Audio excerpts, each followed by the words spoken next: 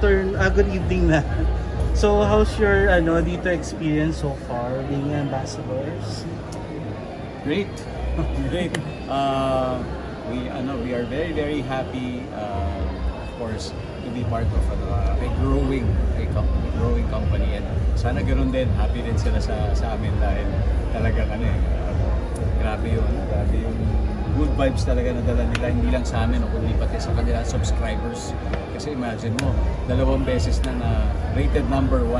So we're just so proud of the brand, and sana magpatuloy pa talaga yung kalakasan ng kanilang serbisyo. Yung nakaka-proud siguro mag-endorso ng isang brand na alam mo na ang kanilang priority talaga is yung mga subscriber nila. Kung paano maibibigay at paano sila matutulungan. Without comparing with other telco providers, how is Dito helping you? You're so busy, you have commitments left and right, schedules. How is Dito helping you, manage your schedule? Sobrang okay kasi ito internet na walang patayan talaga. Kumbaga walang interruption for anything. Like sabi nga ni Dong kanina sa past interview namin na parang, alam mo, once in a while kailangan talaga nag-video call kami, nag-uusap kami, o kamusta na kayo dyan. So at least diba merong, kumbaga, nag-updated kung ano nangyayari sa amin na ano yun, walang ganon. So mahalaga sa amin na malinaw at klaro ang pagkikita at pag-uusap natin. Oo. Kasi syempre, siguro hindi lang from our perspective, hindi sa lahat na rin ng mga millions and millions of subscribers. Yung connectivity, reliability, tsaka syempre yung presyo, malaking bagay talaga yung affordability. Pero sa amin, gaya nga na nabanggit ni Maria, lalo na pag nasa trabaho kami, siyempre gusto namin makita talaga yung isa't isa na nagkakaroon kami ng mga video call na uninterrupted, patawagan namin talaga parada ang isa't isa. And bonding moments, of course, with family, watching the favorite things we want to watch at home. Talking about that, how has Dito made your life at home very easy? Well, tulad ng sinabi ni Dong, ang bonding kasi namin ng pamilya namin, palagi kami nag-look forward na manood talaga ng movie. Yan ang hilig naming apat. So, gusto namin pag nanonood kami, syempre, walang interruption. Kailangan dire-diretso at klaro. Diba? So, through that, parang ang ganda ng bonding namin. At palagi namin kasi ginagawa yan sa mga kids talaga. Yan ang aming bonding moment talaga. Do you restrict your kids also on internet usage sometimes? Oh, yeah. Yes. Oo. In fact, ano lang yan. Magkakasama kami. Sabay talaga tayo. Hindi Magkasama pwede. lang. Kunyari, gagamit sila ng device para sa school lang. Yes. Kailangan na. Other than that, magkakasama kami. And syempre, December ngayon, ang ganda ng pasok ng buong 2024 sa inyo. With Rewind, dire-diretso yung naging project nyo both. Paano nyo may assess yung nangyari sa career nyo for 2024? So, siyempre, paano ba?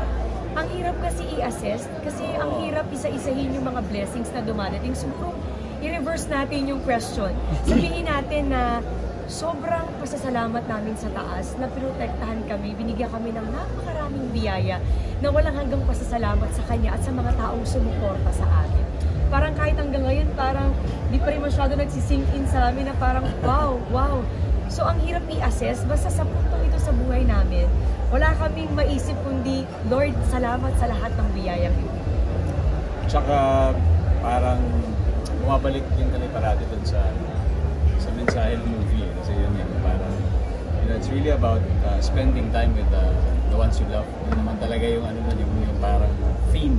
So, yung 2024 kasi ay 2023 at saka 2024 nag-overlap kasi yun.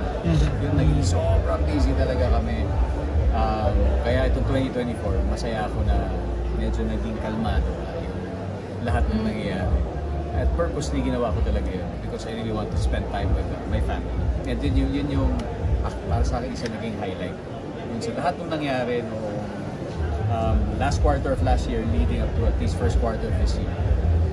Yeah, and speaking of December 30, so what are the plans?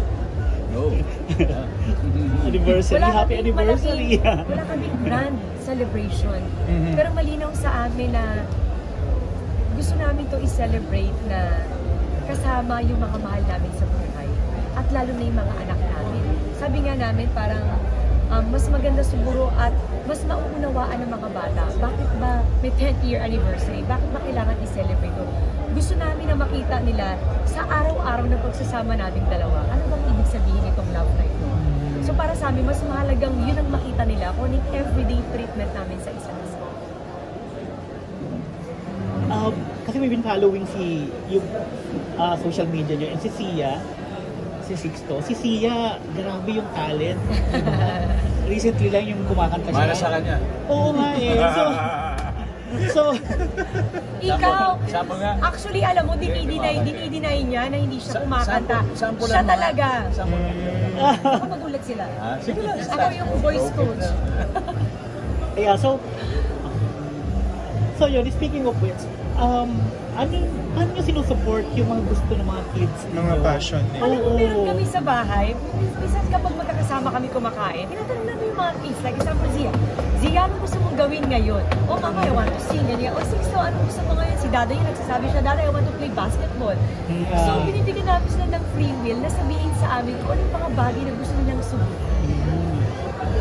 And then you support them. Yeah, one support Oo talaga. naman. Sabi ko nga dun sa caption ko, susuportahan namin sila dun sa mga gusto nilang pangarap hanggang sa dulo nandyan kami ng nanay. Last question. Kasi nung pandemic, di ba, Marian, you tried an online play, di ba? Oh. And then, Oh, wow. I saw you dig down several times yung sa play ni Isa and ganyan. Oh, yes, Are you yes. considering na ba next year doing play and then, Marian, you're planning to On doing stage. theater? Oh wow, parang hindi ko naisip yan. Bigla ko natakot. Well, kung may magandang character o magandang offer na kaya kong gawin, na alam kong kaya kong i-deliver, why not? Hindi ako close sa mga pagkakataon na hindi ko pa nasusubukan. You do. Oh yes, very, very open. Beauty and the Beast daw tayo. Hindi, lalo ngayon may parang meron akong parang ibang appreciation din talaga sa mga kasamahan ko na napanood ko. Yung ginagawa nilang obra, talagang grabe. Bilib ako sa kanilang craft, sa kanilang dedication. So, I find it very, very interesting, and maybe siguro one of these days, mabigyan ng tamang opportunity, talagang kunin ko yung opportunity nila. Do you have any message for your fans who have been supporting you for all these years? Merry Christmas sa inyong lahat!